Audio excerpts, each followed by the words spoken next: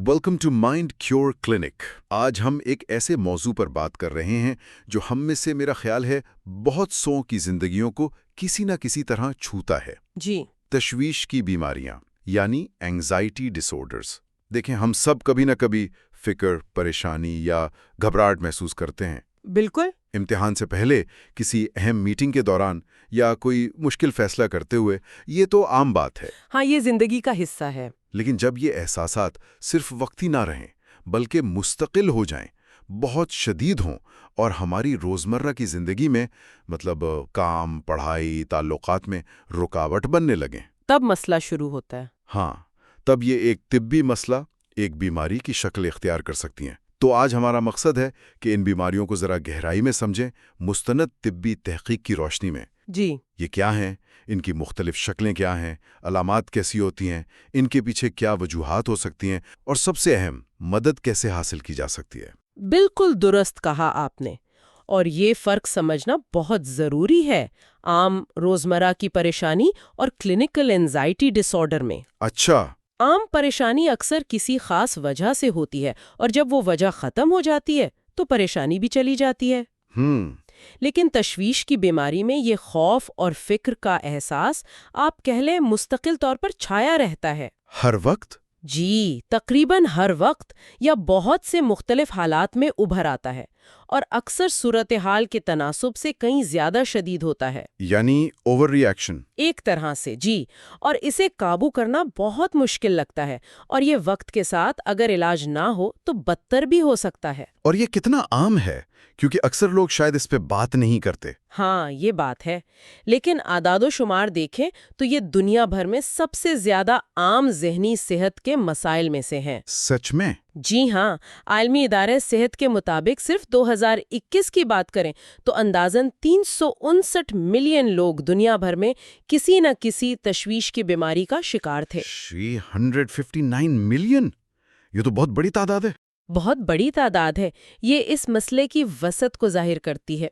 और कुछ तहकीक जैसे अमेरिका में हुई वो बताती है कि वहाँ तकरीबन 1/3 बालग अफराद यानी हर 3 में से 1 अपनी जिंदगी में कभी न कभी तशवीश की किसी बीमारी का तजुर्बा करता है। हर 3 में से 1? जी। और एक और दिलचस्प बात जो अक्सर नज़रअंदाज हो जाती है वो ये कि कुछ अक़साम दूसरों से ज़्यादा आम हैं। अच्छा, जैसे मखसूस फोबिया यानी स्पेसिफिक फोबियाज, किसी खास चीज़ या सूरत हाल का शदीद गैर हकीकी खौफ। ये तकरीबन 12% आबादी को मुतासर करते हैं। 12%? जी। या फिर सोशल एंग्जाइटी डिसऑर्डर, समाजी हालात का खौफ, ये तकरीबन 7% लोगों में पाया जाता है। और एक और चीज़ जो तहकीक मुसलसल दिखाती है वो ये कि ख़वातीन में मर्दों के मुकाबले इन बीमारियों की शरह तकरीबन दोगुनी होती है। दोगुनी? इसकी कोई खास वजह?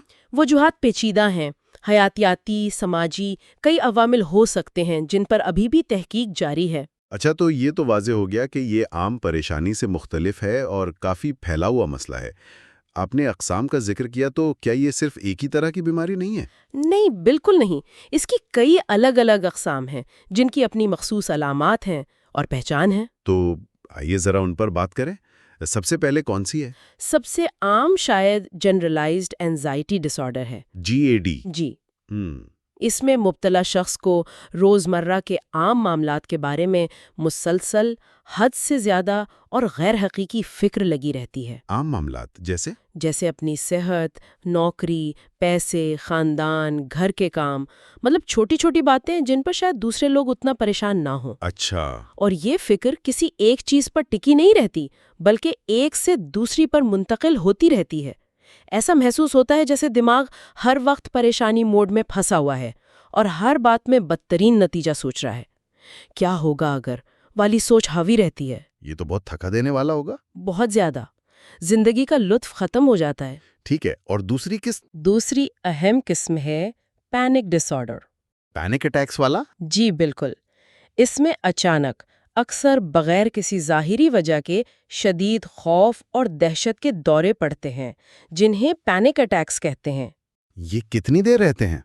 ये चंद मिनटों में अपने उरूज पर पहुंच जाते हैं, लेकिन इनका तजुर्बा बहुत खौफनाक होता है। इसमें होता क्या है? शदीद जिस्मानी अलामात होती हैं, جیسے دل کا بہت تیز دھڑکنا یا یوں لگنا کہ دل سینے سے باہر آ جائے گا، سانس کا اکھڑنا، دم گھٹنا محسوس ہونا، سینے میں درد یا دباؤ، اوہ، پسینے آنا، کپکپی طاری ہونا، متلی ہونا، چکر آنا، بعض اوقات ایسا لگتا ہے جیسے موت واقع ہونے والی ہے یا انسان اپنا کنٹرول کھو رہا ہے، پاگل ہو رہا ہے۔ یہ تو بہت ہی ڈراؤنا ہے۔ بہت۔ اور اس کا سب سے تکلیف دہ پہلو شاید یہ ہے کہ مریض کو ہر وقت یہ خوف لگا رہتا ہے کہ اگلا اٹیک کب اور کہاں ہو جائے گا۔ اچھا، تو وہ جگہوں سے بچنے لگتے ہوں گے؟ بالکل، وہ ان جگہوں یا حالات سے بچنا شروع کر دیتے ہیں جہاں انہیں پہلے اٹیک ہوا ہو، یا جہاں انہیں لگے کہ اگر اٹیک ہوا تو مدد نہیں ملے گی یا شرمندگی ہوگی۔ اگلی قسم؟ پھر آتی ہے سوشل انزائٹی ڈس آرڈر۔ اسے پہلے سوشل فوبیا بھی کہتے تھے۔ Social phobia? ہاں، سنا ہے۔ اس میں بنیادی مسئلہ سماجی حالات میں شدید خوف اور شرمندگی کا احساس ہے۔ مطلب لوگوں سے ملنے جلنے میں؟ جی، بنیادی ڈر یہ ہوتا ہے کہ دوسرے لوگ انہیں منفی نظر سے دیکھیں گے، ان کا مذاق اڑائیں گے، ان پر تنقید کریں گے یا انہیں جانچ رہے ہوں گے۔ اچھا۔ اس وجہ سے لوگ تقریبات میں جانے سے گھبراتے ہیں، اجنبیوں سے بات کرنے سے کتراتے ہیں، عوامی مقامات پر کھانے پینے میں مشکل محسوس کرتے ہیں، یا لوگوں کے سامنے کوئی کام کرنے جیسے پریزنٹیشن دینے سے بہت زیادہ خوفزدہ ہوتے ہیں۔ تو یہ صرف شرمیلا پن نہیں ہے؟ اکثر لوگ کہتے ہیں میں ذرا شرمیلا ہوں۔ نہیں، یہ اس سے بہت مختلف اور شدید ہے۔ شرمیلا پن ایک شخصیت کا حصہ ہو سکتا ہے، لیکن سوشل انزائٹی ایک بیماری ہے جو انسان کی سماجی، تعلیمی اور پیشہ ورانہ زندگی کو بری طرح متاثر کرتی ہے۔ لوگ نوکری کے انٹرویو سے بھاگتے ہیں، دوست نہیں بنا پاتے، رشتے بنانے میں مشکل پیش آتی ہے۔ سمجھ گیا، یہ تو واقعی زندگی محدود کر دیتا ہے۔ بالکل۔ پھر ہے مخصوص فوبیاز، اسپیسیفک فوبیاز۔ اچھا، جیسے مکڑی یا اونچائی کا ڈر؟ جی بالکل، یہ کسی خاص چیز یا صورتحال سے غیر معقول، شدید اور مستقل خوف ہے۔ اہم بات یہ ہے کہ یہ خوف خطرے کے حقیقی امکان سے کہیں زیادہ ہوتا ہے۔ یعنی اگر مکڑی نقصان دہ نہ بھی ہو تب بھی شدید خوف؟ ہاں، اور یہ خوف اتنا شدید ہوتا ہے کہ اس چیز یا صورتحال کا سامنا کرنے پر فوراً شدید انزائٹی یا پینک اٹیک بھی ہو سکتا ہے۔ عام مثالیں آپ نے دیں، اونچائی کا خوف ایکروفوبیا، بند جگہوں کا خوف کلاسٹروفوبیا، لفٹ وغیرہ میں؟ جی، خون یا سوئی کا خوف ہیموفوبیا، خاص جانوروں جیسے مکڑی، اریکنوفوبیا یا سانپ کا خوف، اور لوگ ان چیزوں یا حالات سے بچنے کے لیے اپنی زندگی کو کافی حد تک بدل لیتے ہیں۔ جیسے اگر اونچائی کا فوبیا ہے تو اونچی عمارتوں میں جانے سے گریز کریں گے، پلوں پر سے نہیں گزریں گے۔ ٹھیک ہے۔ اور ایگورافوبیا، یہ کیا ہے؟ ایگورافوبیا بھی ایک اہم قسم ہے۔ اس میں ایسی جگہوں یا حالات سے شدید خوف محسوس ہوتا ہے جہاں سے نکلنا مشکل ہو یا مدد ملنا ناممکن لگے اگر گھبراہٹ یا پینک جیسی علامات شروع ہو جائیں۔ اچھا، یہ پینک ڈس آرڈر سے جڑا ہوا لگتا ہے؟ اکثر ہوتا ہے، ضروری نہیں، لیکن اکثر ساتھ ہوتا ہے۔ اس میں خوف ہوتا ہے بھیڑ والی جگہوں کا، عوامی ٹرانسپورٹ جیسے بس یا ٹرین کا، پلوں کا، کھلے میدانوں کا، سنیما یا تھیٹر کا، یا حتیٰ کہ گھر سے باہر اکیلے جانے کا۔ تو اس میں لوگ گھر سے نکلنا ہی چھوڑ دیتے ہیں؟ شدید حالتوں میں بالکل، وہ گھر تک ہی محدود ہو کر رہ جاتے ہیں کیونکہ باہر نکلنا انہیں انتہائی خوفزدہ کر دیتا ہے۔ اللہ! طور پر بچوں سے منسلک کیا جاتا ہے، لیکن یہ بڑوں میں بھی ہو سکتا ہے۔ اس میں اپنے پیاروں، والدین، شریک حیات یا بچوں سے جدا ہونے کا شدید اور غیر معمولی خوف اور پریشانی ہوتی ہے۔ انہیں ڈر ہوتا ہے کہ جدائی کے دوران ان کے پیاروں کو یا خود انہیں کوئی نقصان پہنچے گا۔ اچھا، یہ بڑوں میں بھی ہوتا ہے؟ جی، اور آخری ہے سلیکٹیو میوٹزم۔ یہ زیادہ تر بچوں میں ہی دیکھا جاتا ہے۔ اس میں کیا ہوتا ہے؟ اس میں بچہ مخصوص سماجی حالات میں، جیسے اسکول میں یا اجنبیوں کے سامنے، بالکل بات نہیں کر پاتا، چپ ہو جاتا ہے، حالانکہ وہ دوسری جگہوں پر جیسے گھر میں اپنے گھر والوں کے ساتھ بالکل ٹھیک اور آرام سے بات کرتا ہے۔ تو یہ جان بوجھ کر نہیں ہوتا؟ نہیں، یہ ضد یا نافرمانی نہیں ہوتی، یہ شدید اینگزائٹی کی وجہ سے ہوتا ہے۔ وہ بچہ بولنا چاہتا ہے لیکن خوف کی وجہ سے بول نہیں پاتا۔ یہ تو بہت سی مختلف شکلیں ہیں تشویش کی۔ اور کیا ایسا ممکن ہے کہ کسی کو ایک سے زیادہ قسم ہو؟ جی بالکل، یہ بہت عام ہے۔ بہت سے لوگوں میں ایک سے زیادہ اینزائٹی ڈس آرڈر ہوتے ہیں، یا اینزائٹی کے ساتھ ساتھ ڈپریشن جیسی دوسری ذہنی صحت کی حالت بھی ہوتی ہے۔ اسے کوموربیڈیٹی کہتے ہیں۔ او اچھا، کوموربیڈیٹی، اس سے تو تشخیص اور علاج مزید پیچیدہ ہو جاتا ہوگا۔ یقیناً، علامات ایک دوسرے پر اثر انداز ہو سکتی ہیں، اور علاج کے منصوبے کو زیادہ محتاط طریقے سے بنانے کی ضرورت ہوتی ہے۔ تو یہ تو ہو گئیں اقسام، اب آتے ہیں علامات پر۔ یہ بیماریاں محسوس کیسی ہوتی ہیں؟ مطلب وہ کون سی عام نشانیاں ہیں جن سے اندازہ ہو کہ یہ صرف روزمرہ کی ٹینشن نہیں بلکہ کچھ اور ہے؟ جی، علامات ہر قسم کے لحاظ سے تھوڑی مختلف ہو سکتی ہیں، اور ہر شخص میں ان کی شدت بھی الگ ہو سکتی ہے۔ لیکن عام طور پر ہم انہیں دو بڑی کیٹیگریز میں تقسیم کر سکتے ہیں: نفسیاتی علامات اور جسمانی علامات۔ یعنی دماغی اور جسمانی۔ تو اب پہلے نفسیاتی علامات کی بات کرتے ہیں۔ نفسیاتی علامات میں شامل ہیں مسلسل گھبراہٹ، بے چینی یا تناؤ کا احساس۔ ایسا لگتا ہے جیسے ریلیکس ہونا ممکن ہی نہیں۔ ایک مبہم سا یا کبھی کبھی شدید احساس کہ کچھ برا ہونے والا ہے۔ خطرے کا احساس، چاہے کوئی واضح خطرہ موجود نہ ہو۔ اچھا۔ کسی ایک بات پر توجہ مرکوز کرنے میں شدید دشواری۔ ذہن جیسے بھٹکتا رہتا ہے یا بالکل خالی ہو جاتا ہے۔ کام یا پڑھائی میں دھیان لگانا مشکل ہو جاتا ہے۔ چڑچڑاپن بھی؟ جی، چڑچڑاپن بہت بڑھ جاتا ہے۔ چھوٹی چھوٹی باتوں پر غصہ آنا یا بے صبری محسوس کرنا۔ پھر پریشان کن خیالات یا خدشات کا ذہن پر چھائے رہنا۔ یہ خیالات بار بار آتے ہیں، انہیں جھٹکنا یا قابو کرنا ناممکن لگتا ہے، اور یہ اکثر غیر حقیقی یا مبالغہ آمیز ہوتے ہیں۔ جیسے جی اے ڈی میں ہوتا ہے؟ جی اے ڈی میں یہ بہت نمایاں ہوتا ہے، اور ایک مستقل چوکس رہنے کی کیفیت، جیسے ہر وقت کسی خطرے کے لیے تیار رہنا، اسے ہائپر ویجیلنس کہتے ہیں۔ یہ تو ہوئی نفسیاتی علامات۔ جسمانی علامات کیسی ہوتی ہیں؟ جسمانی علامات اکثر بہت نمایاں اور تکلیف دہ ہوتی ہیں، اور یہی وہ علامات ہیں جن کی وجہ سے لوگ اکثر سمجھتے ہیں کہ انہیں کوئی جسمانی بیماری جیسے دل کا مسئلہ ہو گیا ہے۔ اچھا، کیا کیا شامل ہے اس میں؟ سب سے عام ہے دل کی دھڑکن کا بہت تیز ہو جانا، زور زور سے دھڑکنا، یا اپنی دھڑکن کا بہت زیادہ احساس ہونا، اسے پیلپیٹیشنز کہتے ہیں۔ پینک اٹیک میں تو یہ شدید ہوتا ہوگا نا؟ جی، پینک اٹیک میں بہت شدید ہوتا ہے، لیکن عام انزائٹی میں بھی محسوس ہو سکتا ہے۔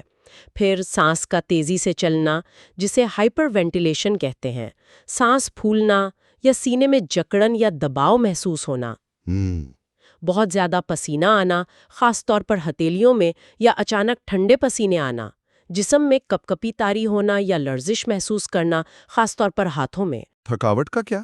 شدید جسمانی کمزوری یا ہر وقت تھکاوٹ کا احساس، حالانکہ شاید کوئی جسمانی مشقت نہ کی ہو۔ متلی محسوس ہونا، پیٹ میں مڑوڑ اٹھنا، یا ہاضمے کے مسائل جیسے ڈائریا یا قبض۔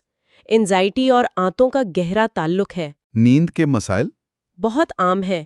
نیند آنے میں مشکل ہونا، انسومنیا، رات کو بار بار آنکھیں کھلنا یا صبح اٹھنے پر تازہ دم محسوس نہ کرنا، بے آرام نیند، ہاتھوں یا پیروں کا سن ہو جانا یا ان میں سوئیاں چبھنے کا احساس، ٹنگلنگ اور نمنس، منہ کا خشک رہنا، اور پٹھوں میں، خاص طور پہ گردن اور کندھوں کے پٹھوں میں شدید کھنچاؤ یا درد محسوس ہونا۔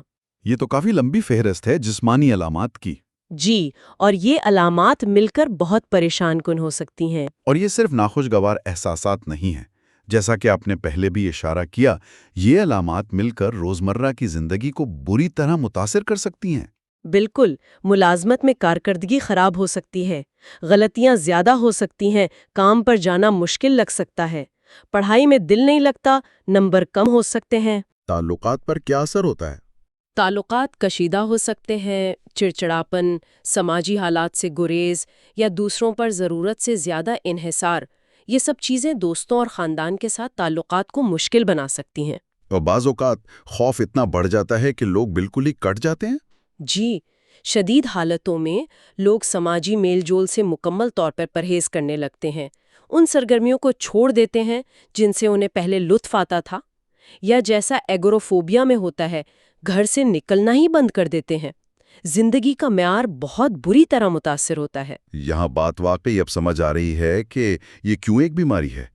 اب سوال یہ پیدا ہوتا ہے، آخر یہ ہوتا کیوں ہے؟ کیا اس کی کوئی ایک وجہ ہے یا یہ معاملہ جیسا آپ نے کہا پیچیدہ ہے؟ یہ واقعی ایک پیچیدہ معاملہ ہے۔ کوئی ایک سوئچ نہیں ہے جسے آن یا آف کیا جا سکے۔ محققین ابھی تک تمام پہلوؤں کو پوری طرح نہیں سمجھ پائے، لیکن اب تک کی تحقیق بتاتی ہے کہ یہ کئی عوامل کے آپس میں مل جل کر کام کرنے کا نتیجہ ہے، ایک کمپلیکس انٹرپلے ہے۔ کئی عوامل کون کون سے؟ ہم انہیں چند بڑی کیٹیگریز میں دیکھ سکتے ہیں۔ سب سے پہلے ہیں حیاتیاتی عوامل، یعنی بایولوجیکل فیکٹرز۔ دماغ کی کیمسٹری وغیرہ؟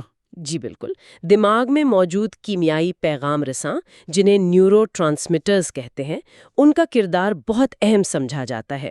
کون سے کیمیکلز؟ خاص طور پر سیروٹونن، نوریپینیفرین، ڈوپامن اور گیبا۔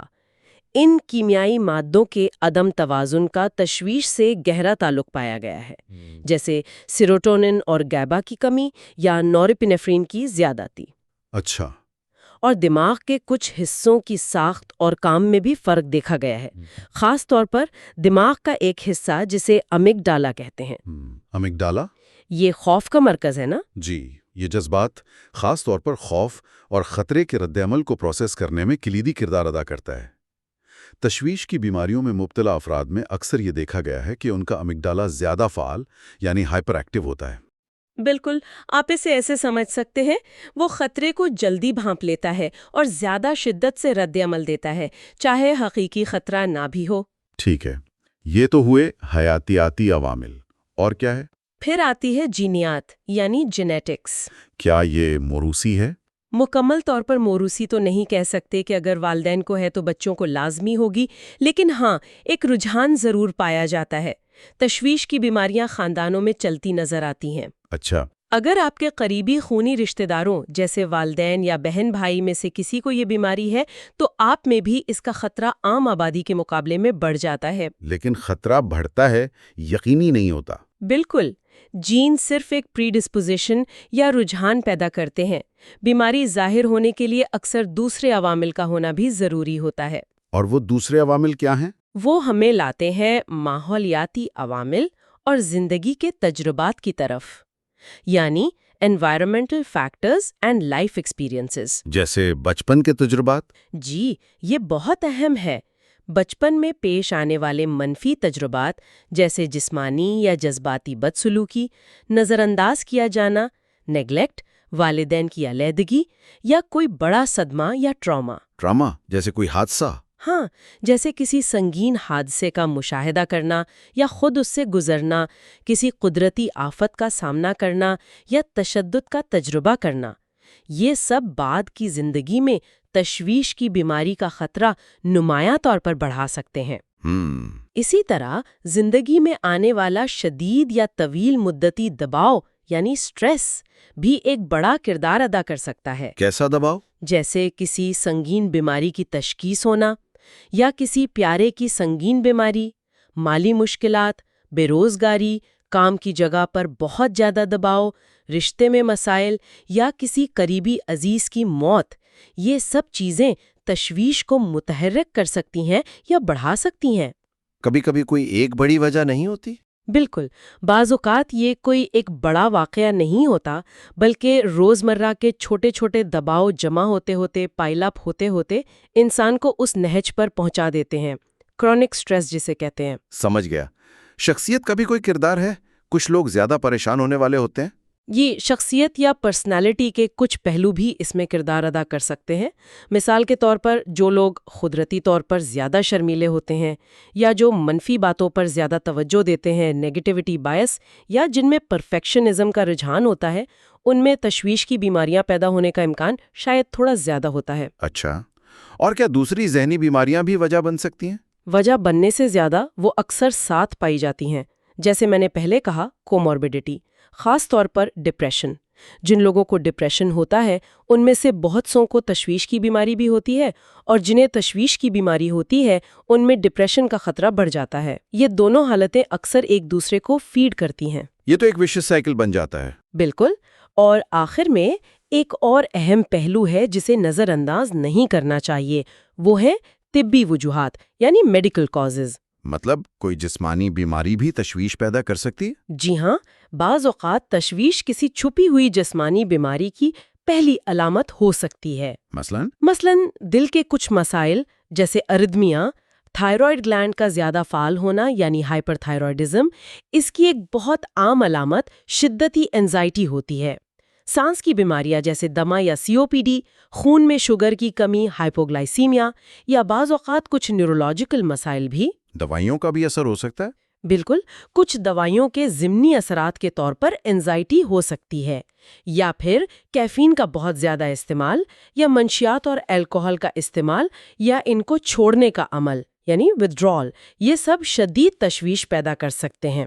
تو جب کوئی ڈاکٹر کے پاس جاتا ہے تو وہ یہ سب چیزیں دیکھتے ہوں گے؟ جی ہاں، اسی لیے ایک مکمل میڈیکل ہسٹری اور جسمانی معائنہ بہت ضروری ہوتا ہے تاکہ کسی بنیادی طبی وجہ کو رد کیا جا سکے۔ ٹھیک ہے، یہ وجوہات تو کافی پیچیدہ اور ملی جلی ہیں۔ اب سب سے اہم سوال پر آتے ہیں۔ اگر کسی کو یہ محسوس ہو رہا ہے کہ وہ یا ان کا کوئی عزیز ان علامات کا سامنا کر رہا ہے، تو مدد کب اور کیسے حاصل کرنی چاہیے؟ اس کا کیا مطلب ہے؟ یہ بہت ہی اہم سوال ہے۔ سب سے پہلی بات تو یہ ہے کہ مدد حاصل کرنے میں دیر نہیں کرنی چاہیے۔ اگر کسی کو لگے کہ کن نشانیوں پر فوراً توجہ دینی چاہیے؟ اگر انہیں لگے کہ ان کی پریشانی یا فکر بہت زیادہ ہے، قابو سے باہر محسوس ہوتی ہے، اور ان کی روزمرہ کی زندگی جیسے کام، اسکول یا تعلقات میں نمایاں طور پر رکاوٹ ڈال رہی ہے۔ ٹھیک ہے۔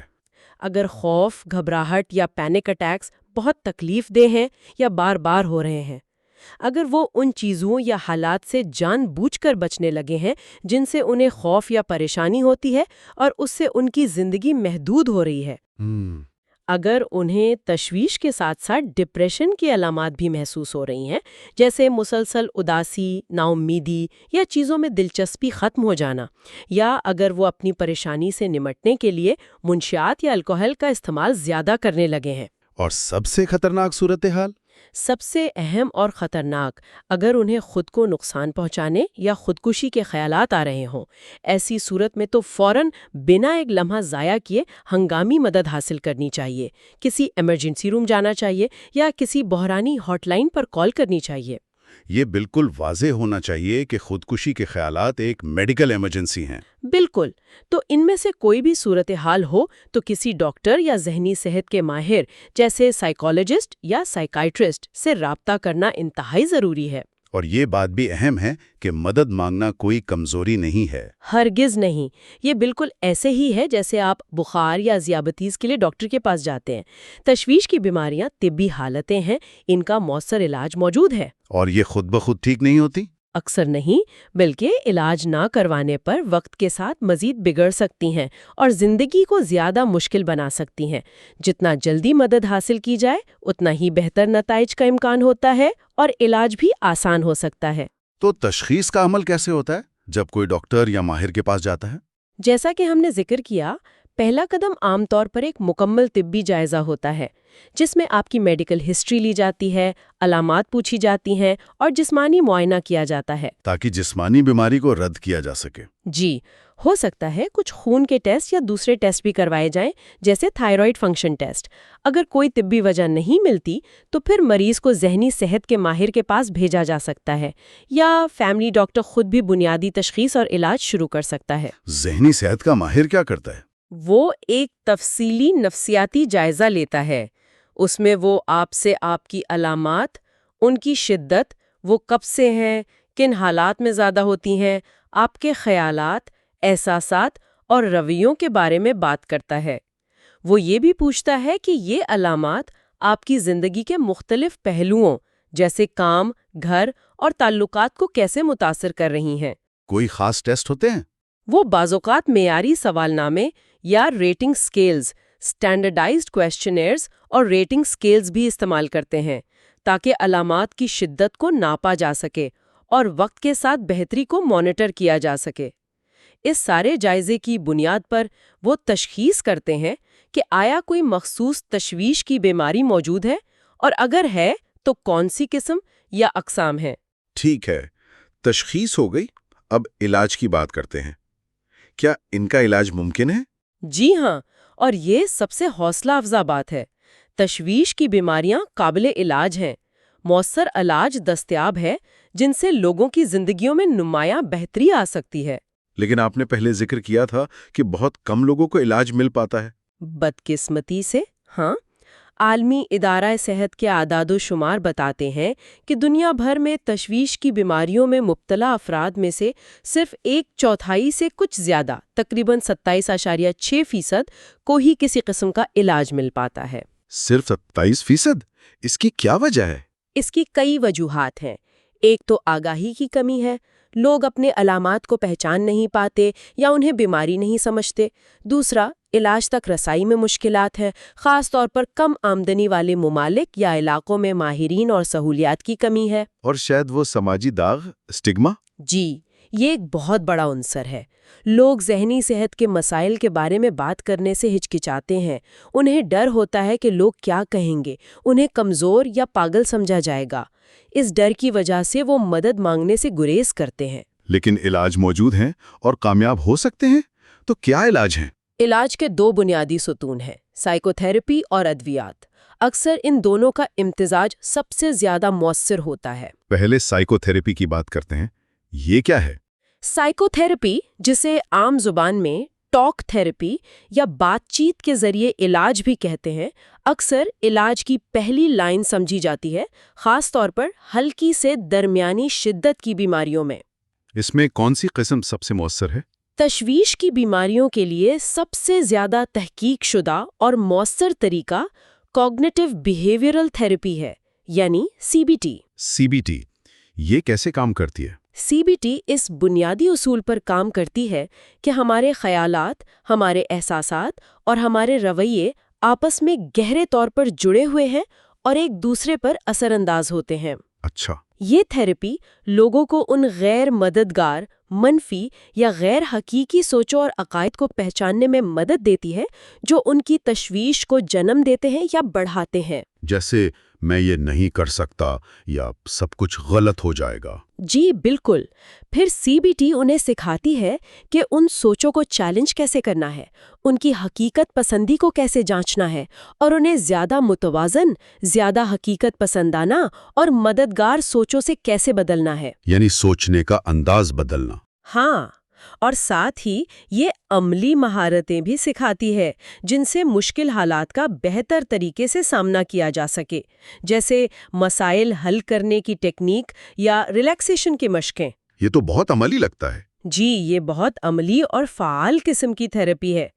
ایک اور اہم قسم، خاص طور پر فوبیا، پینک ڈس آرڈر اور سوشل انزائٹی کے لیے ایکسپوجر تھراپی ہے۔ ایکسپوجر مطلب سامنا کروانا؟ جی، اس میں تھراپسٹ کی رہنمائی اور مدد کے ساتھ ایک محفوظ اور کنٹرول شدہ ماحول میں مریض کو آہستہ آہستہ بتدریج ان چیزوں یا حالات کا سامنا کروایا جاتا ہے جن سے اسے خوف آتا ہے۔ یہ تو مشکل لگتا ہوگا۔ شروع میں ہو سکتا ہے، لیکن یہ بہت منظم طریقے سے کیا جاتا ہے۔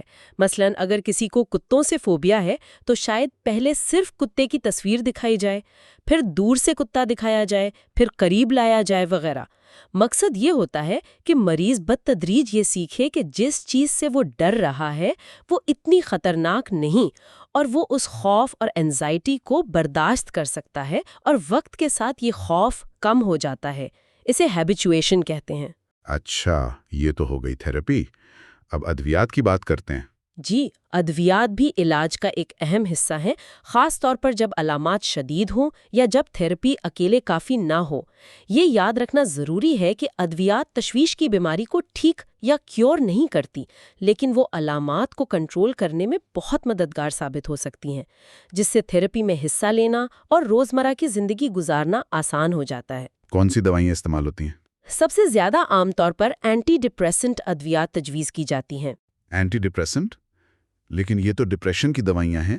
جی، لیکن یہ تشویش کی بیماریوں کے علاج میں بھی بہت مؤثر پائی گئی ہیں، خاص طور پر SSRIs سلیکٹیو سیروٹونن ری اپٹیک انہیبیٹرز اور SNRIs سیروٹونن نورپینیفرین ری اپٹیک انہیبیٹرز۔ یہ کیسے کام کرتی ہیں؟ یہ دماغ میں سیروٹونن اور نوریپینیفرین جیسے نیورو ٹرانسمیٹرز کی سطح کو متاثر کرتی ہیں۔ ان کے توازن کو بہتر بنانے میں مدد دیتی ہیں، جس سے موڈ بہتر ہوتا ہے اور تشویش کم ہوتی ہے۔ ان کا اثر کب شروع ہوتا ہے؟ ان کا پورا اثر ظاہر ہونے میں کچھ ہفتے، عام طور پر 4 سے 6 ہفتے لگ سکتے ہیں، اس لیے صبر سے کام لینا ضروری ہوتا ہے۔ اور کیا دوائیں ہیں؟ بیٹا بلاکرز بھی استعمال ہو سکتے ہیں، خاص طور پر پرفارمنس اینزائٹی کے لیے، جیسے سٹیج پر جانے یا پریزنٹیشن دینے کا خوف۔ یہ دل کی تیز دھڑکن، کپ کپی، پسینہ آنے جیسی جسمانی علامات کو کم کرنے میں مدد دیتے ہیں۔ ایک اور گروپ ہے بینزو ڈائزپینز کا، جیسے ویلیم یا زینکس۔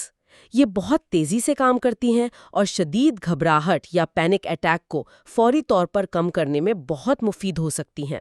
لیکن ان کے بارے میں سنا ہے کہ ان کی عادت پڑ جاتی ہے؟ جی بالکل، ان کا سب سے بڑا مسئلہ یہ ہے کہ ان پر جسمانی اور نفسیاتی انحصار پیدا ہونے کا خطرہ ہوتا ہے اور طویل مدتی استعمال سے مسائل پیدا ہو سکتے ہیں۔ اس لیے انہیں عام طور پر صرف مختصر مدت کے لیے یا صرف ضرورت کے وقت ایز نیڈڈ استعمال کرنے کا مشورہ دیا جاتا ہے، اور وہ بھی ڈاکٹر کی سخت نگرانی میں۔ تو دوا ہمیشہ ڈاکٹر کے مشورے سے لینی چاہیے؟ بالکل، کوئی بھی دوا خاص طور پر ذہنی صحت کے لیے کبھی بھی خود سے یا کسی کے کہنے پر شروع یا بند نہیں کرنی چاہیے۔ ہمیشہ مستند ڈاکٹر یا سائیکیٹرسٹ سے مشورہ کرنا چاہیے، وہی آپ کی ضرورت کے مطابق صحیح دوا اور خوراک تجویز کر سکتا ہے اور ممکنہ ضمنی اثرات کے بارے میں بتا سکتا ہے۔ اور کیا اکثر تھراپی اور دوا ملا کر استعمال کی جاتی ہے؟ جی ہاں، بہت سے لوگوں کے لیے، خاص طور پر درمیانی سے شدید بیماری میں، سائیکو تھراپی اور ادویات کا امتزاج سب سے زیادہ مؤثر ثابت ہوتا ہے۔ دوا علامات کو جلدی قابو میں لانے میں مدد دیتی ہے، جبکہ تھراپی طویل مدتی مسائل سے نمٹنے اور مقابلہ کرنے کی مہارتیں سکھاتی ہے۔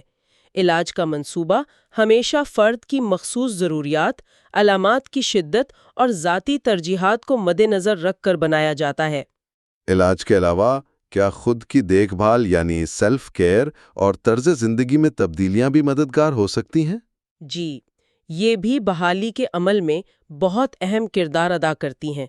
علاج کے ساتھ ساتھ ان پر توجہ دینا بہت ضروری ہے۔ کیا کیا شامل ہے اس میں؟ سب سے پہلے تو تناؤ کم کرنے کی تکنیکیں سیکھنا اور انہیں باقاعدگی سے اپنی زندگی کا حصہ بنانا، جیسے مراقبہ یا میڈیٹیشن، گہرے سانس لینے کی مشقیں، یوگا یا مائنڈ فلنس کی مشقیں۔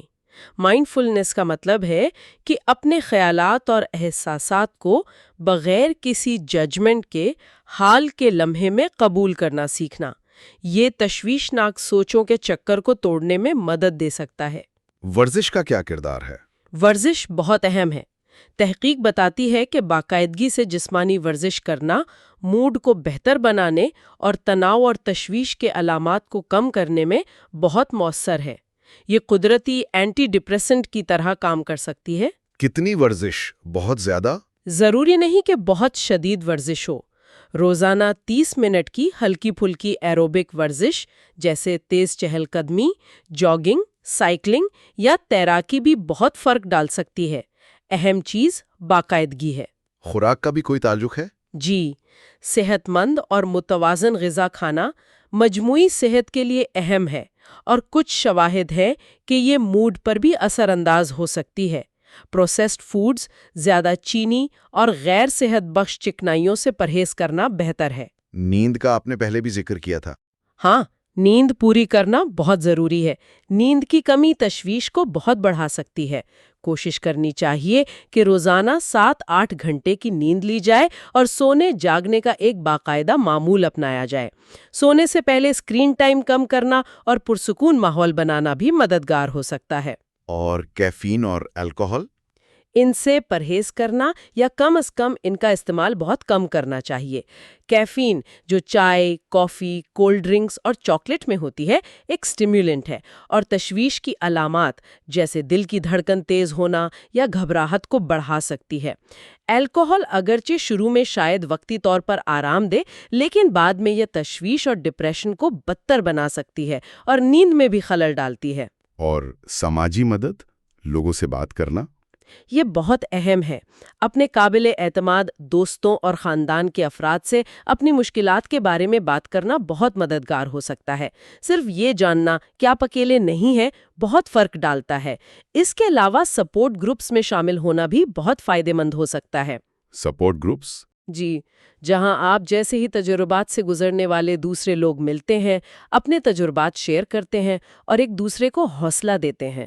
یہ تنہائی کے احساس کو کم کرتا ہے اور عملی مشورے بھی مل سکتے ہیں۔ یہ سب بہت مفید نکات ہیں، لیکن اگر خدا نہ خواستہ ان بیماریوں کا علاج نہ کیا جائے تو طویل مدت میں کیا نتائج یا پیچیدگیاں ہو سکتی ہیں؟